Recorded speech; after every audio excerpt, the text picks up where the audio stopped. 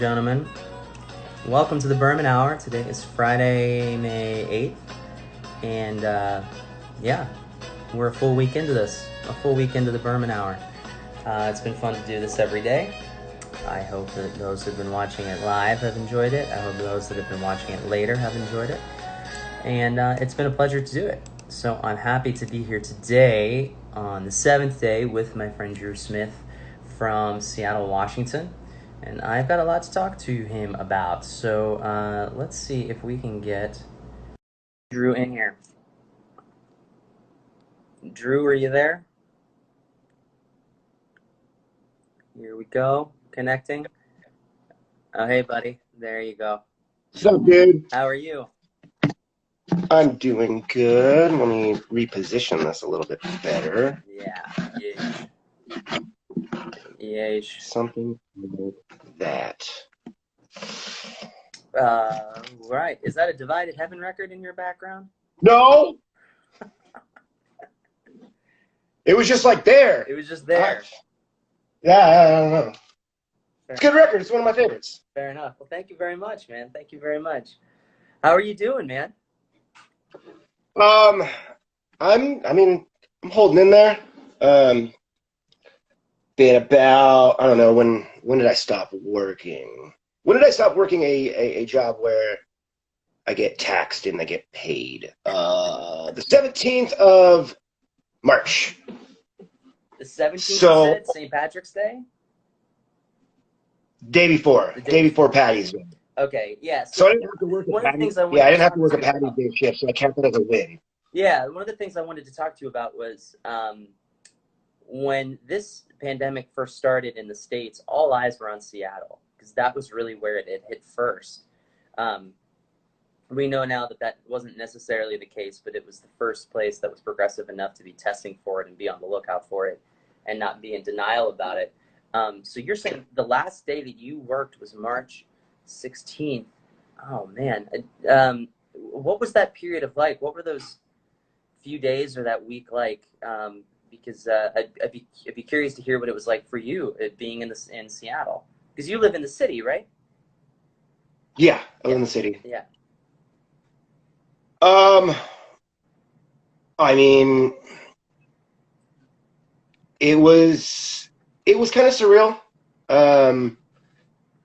It was so fresh, and there wasn't a lot of information about it, let alone information that wasn't deemed misinformation. So it was kind of a slow, like day by day thing, and then tours started dropping off like within like a 3-day period. And come the weekend, Sunday night, the governor ordered he started the stay at home order. Yeah. And then it was like, okay, we're having a meeting tomorrow and seeing what we're gonna do. Yeah, so I don't want to put you on blast in case someone from the federal government is watching. So you don't have to confirm or deny if your job at the Kraken is known about in terms of in the eyes of the federal government. But for those that don't know, the Kraken is one of the best independent music venues in the country. It's in Seattle. It's in the University District. Is that right? Yeah. University District. Okay, and it's great. It's like a punk rock Cheers. You walk in. You've been on tour a long time. Maybe you had a string of bad shows because you had to come from Eastern Washington or something. You end up at the Kraken, and you're immediately family. What was it like specifically? You kind of touched upon it, but what was it like specifically for you and a few of the other sweethearts at the Kraken as this all started to go down? And at what point were you all like, we got to close? Well, we had a meeting the next morning, and the Kraken is still open. It's for takeout food only. Oh, cool. Our food menu is stellar. We smoke all our meats in house, and as far as bar food, it's the best. But as far as like closing the bar, canceling all of our shows, I mean, it was it was a shot in the gut. We had a meeting the next morning. Some of us were just devastatingly hungover from like the news Yeah. the previous night. Um, there was a lot of hugs and tears, and it's one of those things where it's like, okay, we're not doing shows. The bar has to be closed. We don't really have a plan right now, but you know, we're gonna just keep everyone in the loop. And we started brainstorming on, you know, things that we could do. Selling all of our shirts online. We never had to sell them online before, Yeah. just because we have so many regulars and so many people that love and support us. Sure, they could buy them online, but chances are they're going to be on tour and are going to roll through pretty soon, or they're going to be here in like a day or two anyway. So Yeah. we did that, and that helped a bunch. And thank you for anyone who bought one. And it was fucking weird. I was a mix of emotions. But I mean, for me, the bottom line when it comes to the Kraken, I've never had a job that I liked going to, and you know, um, I always gravitated towards punk and like, you know, the DIY spirit. And I come from a small town, so you know, as a kid, I always wanted to belong to something. And the moment I stepped in, the moment I walked into the Kraken, I immediately felt like it was, you know, it was my place, it was my family, Yeah. um, and it was magical. And yeah, I year after year, I think I've been there 5 years. I felt more and more, for lack of a better term, institutionalized to where like I didn't want to get a regular job. Yeah. Like just that idea sucks. And I'll walk in the door, regardless of the type of show. I don't care if it's like weird hat indie music or like just like this nasty power violence, grindcore, whatever. That's, you know, not like necessarily my bag. I walked into work happy and Yeah. stoked. Uh, Yeah. That's what makes it so a special place, you know. And you guys had just kind of renovated and added that side room with all the pinball and video games, and it just, yeah, it's I get a sense that maybe you're struggling to kind of put it into words, and I am too. It's when you're a touring musician and you're at a level where um, comfort is a luxury that is often not afforded to you, um, and you're able to go into a room and play in a room where it's immediately comfortable, not only because it's a great space, but because of the people there. That's really it's such an intangible, indelible thing. That's I wish I could put the Kraken in every major city, every 100 miles, you know, from here all the way to Maine. That would be amazing. for real. But yeah, Um, I mean, everyone that I mean, we all play in bands. One of the owners played in the Hollow Points and did like a made a huge dent in the touring circuit. And I remember like one of the things he said was just like, dude, there's so venues are a dime a dozen, and whether it be a huge stage, professional lighting, and a bunch of people there, um, if the staff doesn't treat you well, then what's the point? And even like, and that is the same is to be said on like just like any other like dive bar that happens to have a PA. It has to be the right feel. And you know, Hollow Points did a bunch of touring. Um, I did a bunch of touring, and I caught on to that right away. And um, I applied that with like booking bands and, Yeah. touring bands and stuff. And it's about creating the most comfortable atmosphere, but also like paying fair. Yeah, and I remember specifically somebody came up to me. It might have been one of the dudes from uh, Squid the Whale. The God, what are they called? Ink, uh, Squid and Ink. What are they called? They're friends with Poke the Harry. squid? What's Poke the that? squid. Poke the Squid. Is Yes, it yes, poke the yes. squid? They came up to me. I think the first time we played there, and they were just like, they like initiated us, and they're like, yeah, you guys are cool. Like, just so you know, you guys are now like you're a Kraken band, and I was like, oh, that's that's awesome. That's really cool, Good and to it really you. the three of us were really like moved by that. That we were considered that and so warmly embraced. I wanted to talk to you if I because we follow each other on social media and we're friends. Did you get a new Yeah, puppy recently? I did. Yeah, Do you want to see it? I would love to. I would love to. Okay. Yes. All right, hold on 2 seconds. You guys at home want to see a brand new puppy? Give a thumbs up if you do. I see Heartbreaker tattoos. I see Andy up in Idaho. It's good to see you. All Let's right, see. dude. So this is Moose. Aww. He he. Aww. Say hi to this is my friend Jeff. Hi. He's so he's part healer, part Chihuahua. He's about 8 weeks old. Nice. He's not used to standing on the desk. This is like he feels like he's doing something wrong.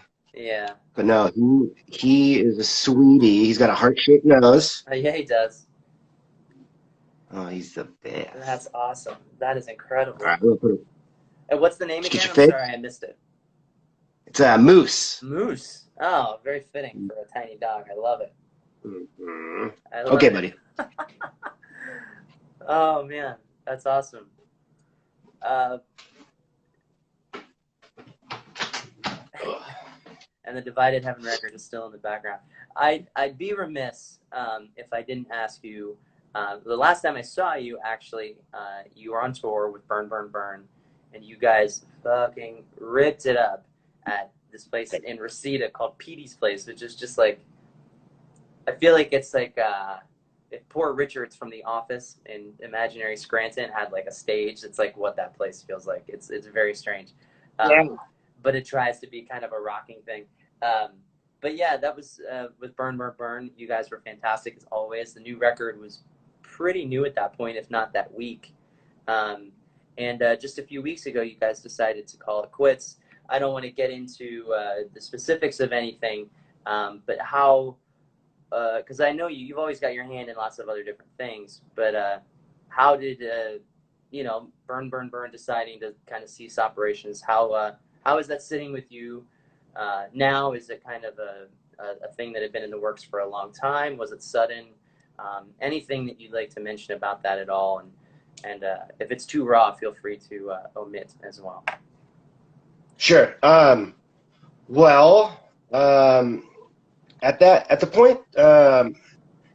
point that you saw us play, Chosen Family was out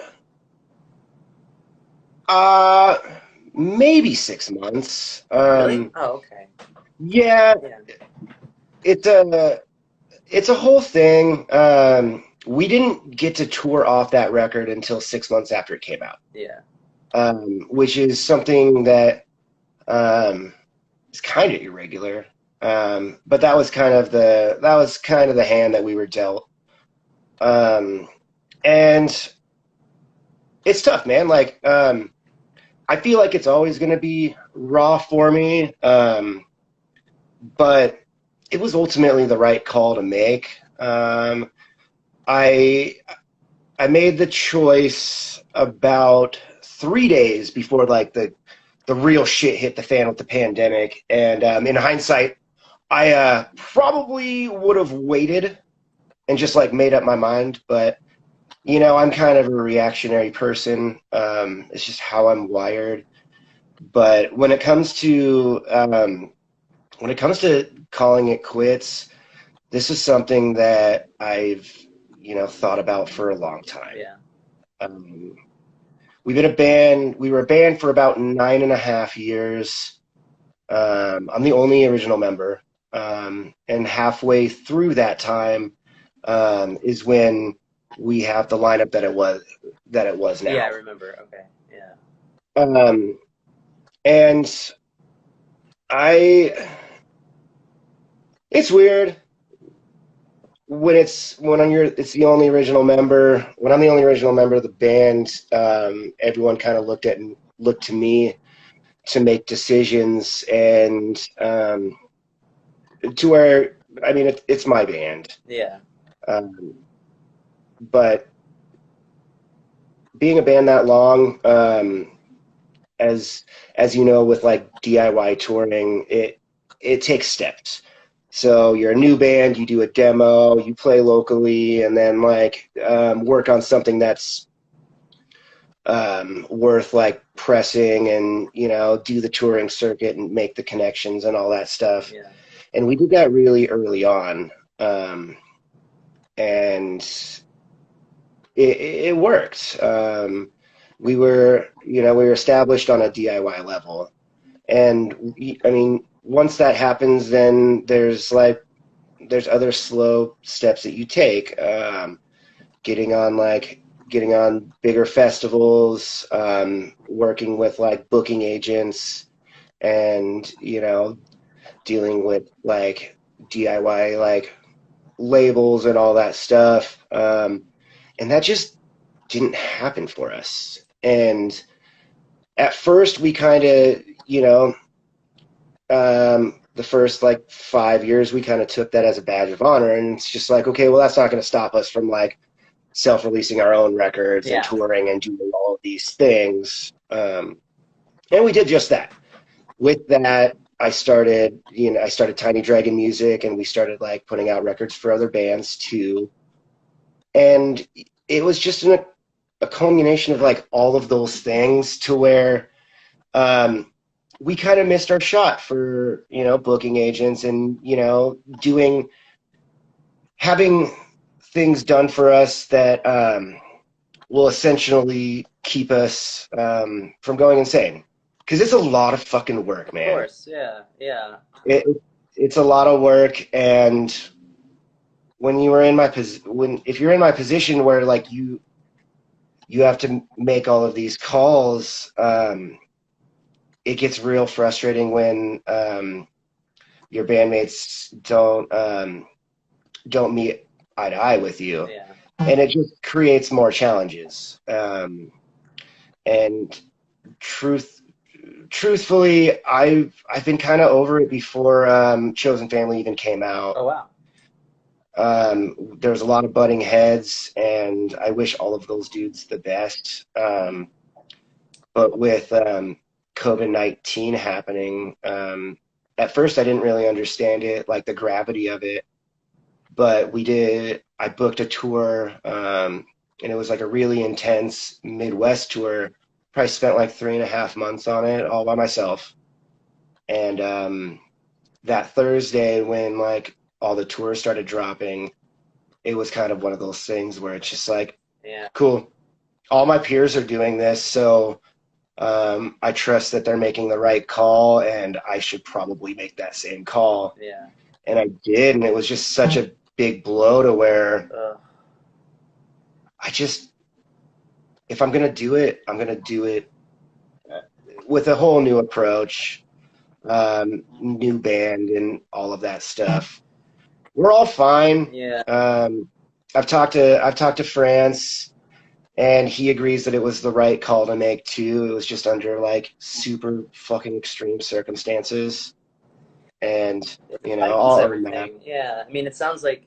Would it be fair to say you guys kind of, or you felt like the band was in this arrested development of sorts, where like you couldn't quite get like both your feet onto that next step. Like you could get onto it a little bit, but you couldn't get onto that next step of whether it be representation or support tours or anything like that. Like you had like a bit of it, but it's hard to get that consistently. I think people forget that it's like once that happens once, then like the hard work really begins, and you have to work hard to kind of maintain that perpetually. Is that what you found? Like you had a couple nibbles here and there, but you weren't able to make it sustainable?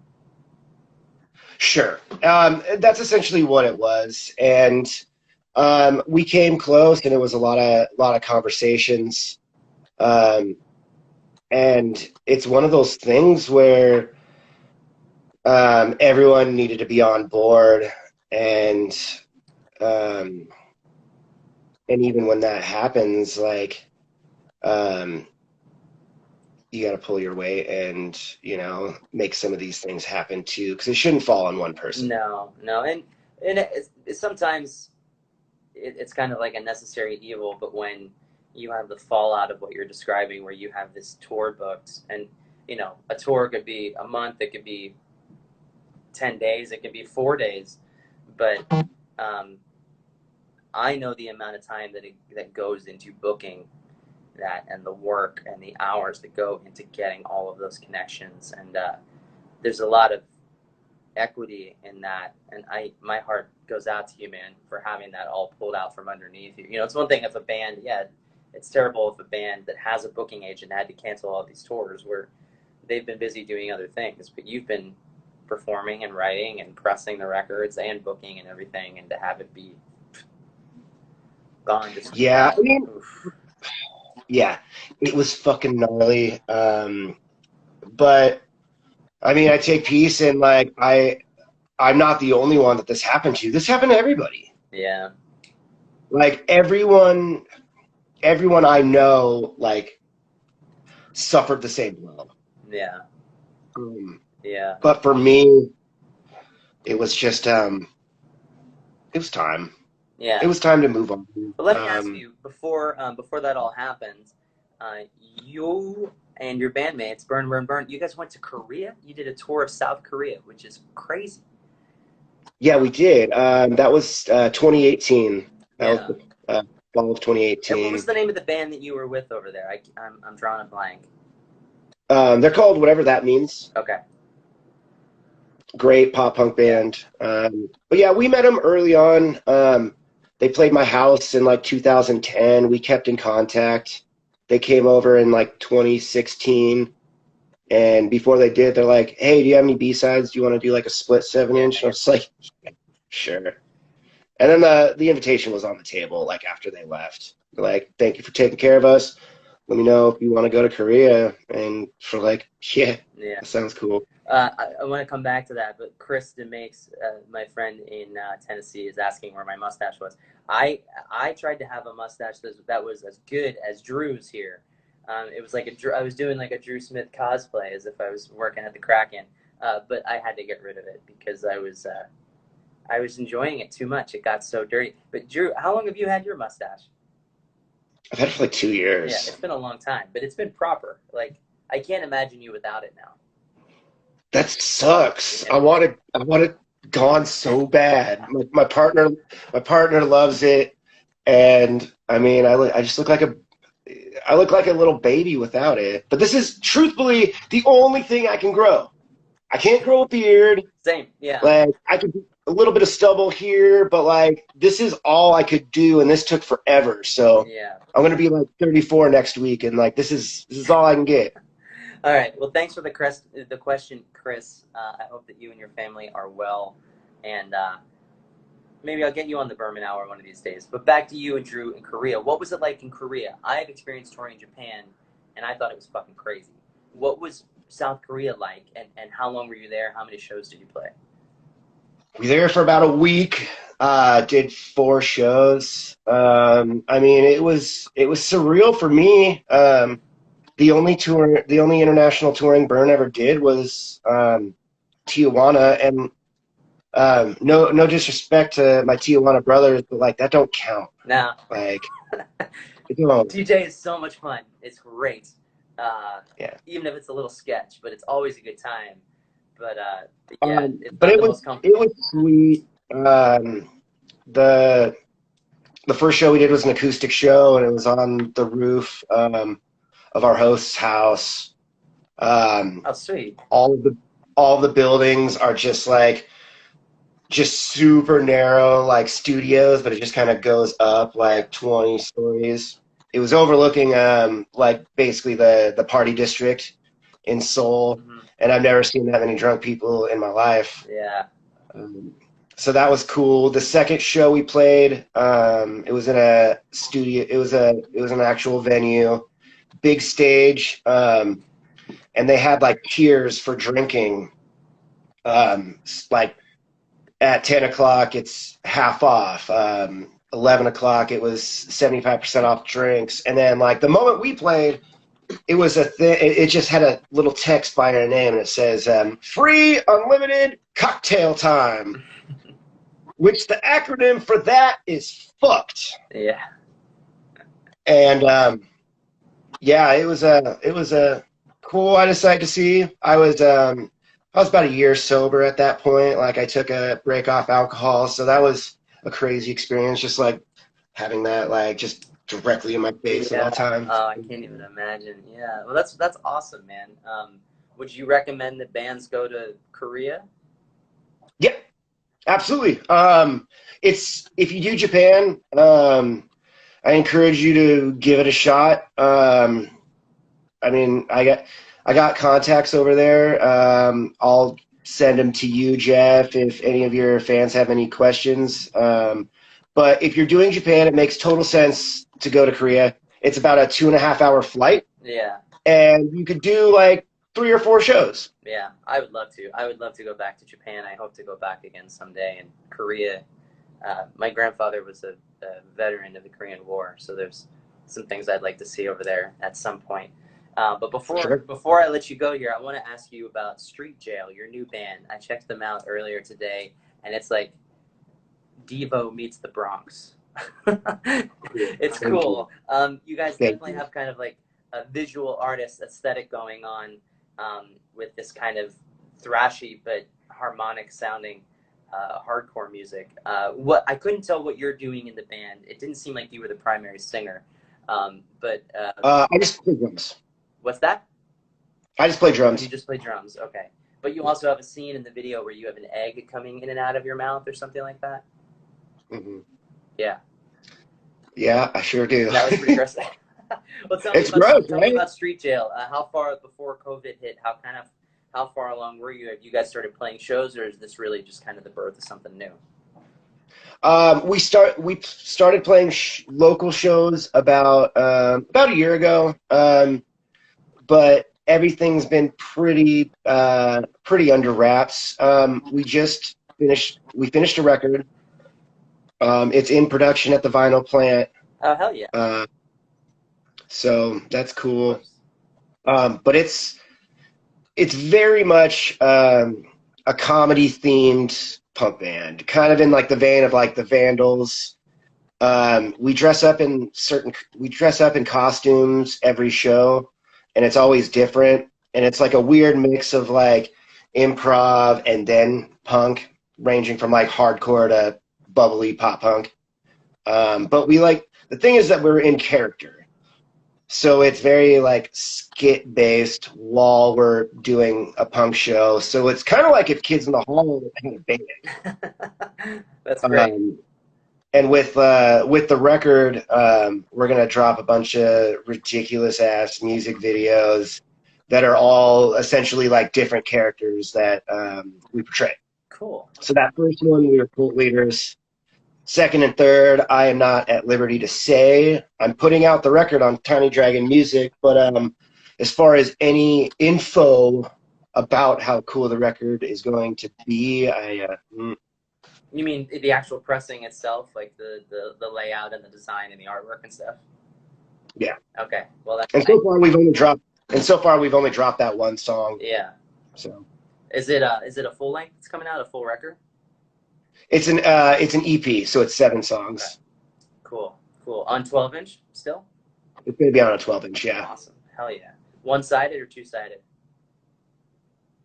I thought I'd get you a break. Drew, I love you. It's great to see you. I hope that you and everybody in the Kraken crew, the Kraken family of bands, stays well during this time. A few nights ago, I guess a week ago, I couldn't sleep and decided to start doing this little silly talk show in an effort to talk with people that I see a few times a year and catch up and make sure they're all right, and just kind of see how everyone's doing during this crazy time. So thank you so much for being on my the Berman Hour. Dude, thanks for having me. This has been a lot of fun, dude. I love you. I'm glad you're well. It's great to see your face and actually like talk. Yeah, this is well worth it. Well, thank you very Hey, much. you moved real quick. Tomorrow I have. Oh, what were you gonna say? You moved, right? No, I'm in Los Angeles right now. There's boxes on the other side of the room. I'm in the process of moving across the country during a pandemic. We're supposed to move last month. It's a whole thing. We postponed it. Hopefully, all will go smoothly. I recently moved too, and it's a nightmare. So, Oh yeah. best of luck to you. Thank you very Just much. wanted to throw that Thank out you. there Yeah. real quick before we. Thank you. Great. Well, thank you, Drew. Tomorrow, everyone that's watching, tune in. It's going to be on at noon. And I have Carrie Ann Heritage, who is an illustrator and merch designer from England. I think she's from Norfolk, England. But don't quote me on that. It might be a different town. Sussex, Norfolk. Anyway, Drew, I love you, man. Good to see you. Take care, everyone. Good to see you, Thanks for brother. watching the Berman Hour. Peace.